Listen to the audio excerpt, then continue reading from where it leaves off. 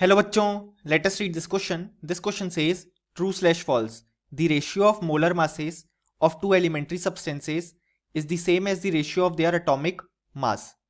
So इस question में हमसे कहा गया है कि दो एलिमेंट्री सब्सटेंसेस के मोलर मासेस का अगर हम रेशियो लेंगे तो वो उनके एटॉमिक मास के रेशियो के बराबर आएगा.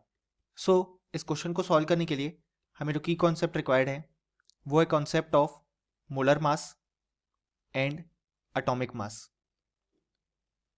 अब यहां पे हमारे पास जो मोलर मास होता है वो रिप्रेजेंट करता है relative atomic mass in grams as compared to C12 isotope.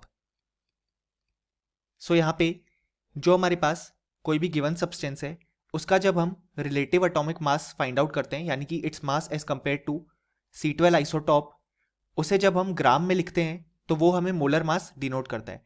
जबकि एटॉमिक मास हम जानते हैं कि हमारे पास sum of masses of neutrons and protons को हम बोलते हैं, या basically average atomic masses of all isotopes.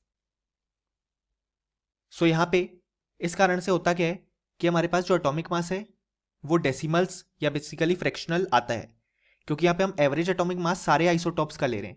जबकि मोलर मास में हम क्या कर रहे हैं, C12 आइसोटॉप के कंपैरिजन में रिलेटिव एटॉमिक मास बता रहे हैं एंड देन उसको ग्राम में पुट कर दे रहे हैं. सो हम नॉर्मली मोलर मास को फ्रैक्शनल नहीं लेते हैं. इसलिए होता क्या है कि जब हम मोलर मास का रेशियो लेंगे वो हमारे पास स्लाइटली डिफरेंट आएगा as compared to ratio of atomic masses, क्योंकि हमने देखा दोनों की डेफिनेशन डिफरेंट है.